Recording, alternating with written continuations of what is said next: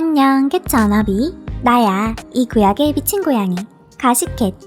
지난주에 시크지가 올린 데니스 리처즈와 찰리신의 영상 다들 봤지? 아직 안 본 워너비들은 먼저 보고 하죠. 대충 요약하자면 승승장구하던 라이징 스타 데니스 리처즈가 할리우드의 망나니 찰리신과 엮이며 인생이 꼬여버린 이야기야. 이후 데니스가 어떤 삶을 살아왔는지 이야기해줄게.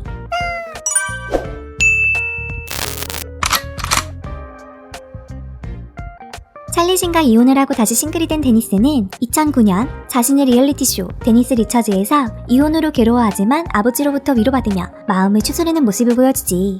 또한 전 남편 찰리신을 저격하게 됐는데 당시 찰리신은 세 번째 결혼식을 막 올린 상태였어. 이제 재혼도 했으니 제발 정신 차리고 더 이상 자신을 괴롭히지 말라고 부탁했지. 결국 찰리신은 세 번째 부인과도 이혼하게 되지만 anyway, 2011년 데니스는 생후 5주 된 여자 아기 엘로이즈를 입양했어. 이미 전 남편과의 사이에서 두 딸이 있었기 때문에 세 딸의 엄마가 된 거야. 한 인터뷰에서 아기를 입양하기 위해 아주 오랜 시간과 정성을 들였다며 입양에 대한 소감을 밝혔지. 다시 한 아이의 엄마가 된 게 정말 행복해요. 엘로이즈는 많은 기쁨을 가져다 주었죠. 저는 그 애의 모든 걸 사랑해요. 이후 엘로이즈는 염색체 결손으로 인한 발달 장애를 진단받았지만 데니스와 재혼한 새 남편 아론 피퍼스는 사랑으로 함께 엘로이즈를 양육하고 있다고 해. 이혼한 지 10년이 다 되어가는 2015년 찰리신은 공개적으로 데니스에게 사기꾼, 돼지, 테러리스트 등과 같은 저속한 욕을 하며 연기력을 비판하는 글을 적어 올려서 캐티즌들의 많은 질타를 받기도 했어. 마치 양육비에 대한 불만으로 비롯된 증오 메시지처럼 보였지. 실제로 2016년엔 데니스가 찰리신을 상대로 두 딸에게 약속된 재정적 지원을 제공하지 않은 혐의로 120만 달러의 소송을 제기하기도 했고 말이야. 그래도 최근엔 더 이상 싸우지 않고 두 딸을 함께 양육하며 잘 지내고 있는 것 같아. 데니스가 출연했던 리얼리티쇼에서 전화로 양육 문제에 대해 이야기를 나누는 모습이 방영되기도 했거든. 한 인터뷰에서 데니스는 딸들이 아빠에 대해 모르는 것이 많이 있다며 그 상태를 계속 유지하며 아이들을 보호하고 싶다고 밝혔지. 몇 년 동안 찰리에게 무슨 일이 있었던 나는 평화를 유지하고 싶었고 아이들이 휘말리지 않았으면 해요. 그는 아이들의 아버지니까요. 아이들이 아빠에 대해 나쁘게 생각하는 것을 원치 않아요. 찰리신도 데니스와 전 너무 많은 일을 함께 겪었기 때문에 분열을 일으킬 에너지가 더 이상 남아있지 않아요. 중요한 것은 아이들이죠. 말도 안 되는 소리를 멈추고 아이들에게 집중해야 한다는 것을 깨달았어요. 라고 인터뷰하기도 했어. 시간이 지남에 따라 두 사람은 공통점을 찾을 수 있었고 과거 일은 웃으며 사이좋게 지낼 수 있게 됐대.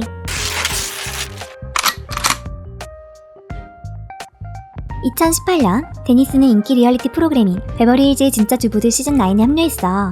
그녀는 솔직한 입담과 개방된 성생활 얘기로 눈길을 끌었는데 너무나 솔직한 이야기라 차마 시크지가 말할 수 없을 정도야. 그런데 데니스가 돌연 다음 시즌 쇼에서 하차하게 돼. 또 다른 캐스트인 브랜디 글렌빌과의 스캔들 때문이었어. 앞서 엘로이즈 입양 이야기에서 아론 피퍼스와 재혼했다고 했잖아. 아론 피퍼스는 인기 미드 위기의 주부들에서 이디 브린 역으로 인기를 얻은 배우 니콜렛 셰리든의 전남편이기도 해. 아무튼 쇼에서 데니스는 아론과의 결혼식도 공개하고 알콩달콩한 신혼생활을 보여줬는데 뜬금없이 브랜디와 불륜설이 터진 거야. 데일리 메일이 데니스와 브랜디가 몇 달간 불륜을 저질렀다고 기사를 터뜨렸지. 브랜디는 시즌10에 출연해 직접 이렇게 밝혔어. 데니스와 저는 함께 저녁을 먹었어요. 손발이 잘 맞았고 완전히 취해버렸죠. 같이 화장실에 갔고 거기서 키스했어요. 또 2019년 4월 데니스가 자신을 영화 세트장으로 초대했고 원래는 간이 침대에서 브랜디가 자기로 했지만 막상 가보니 간이 침대가 없어서 둘이 같은 침대에서 잠을 자게 됐대. 첫날은 그냥 잠만 잤지만 이튿날 밤에 술에 취해 사랑을 나누었다고 밝혔지.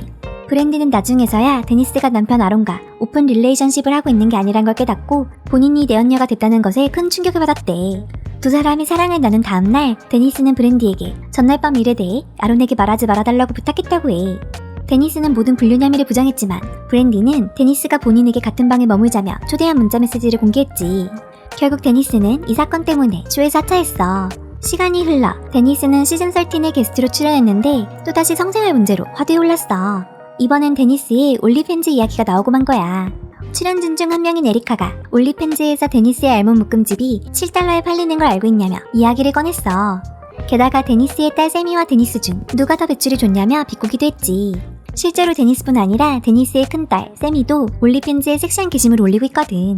무려 18살 때부터 말이야.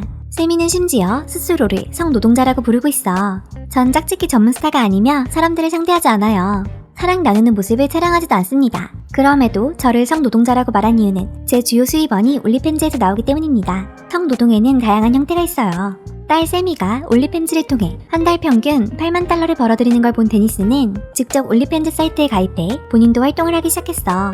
세미가 성노동자 발언으로 키터넷에서 논란을 겪은 지 불과 며칠 후였지. 현재 데니스는 매달 무려 200만 달러의 수익을 벌어들이고 있다고 해. 하지만 어린 딸을 제대로 키우지 못한다는 비난을 계속해서 듣고 있지.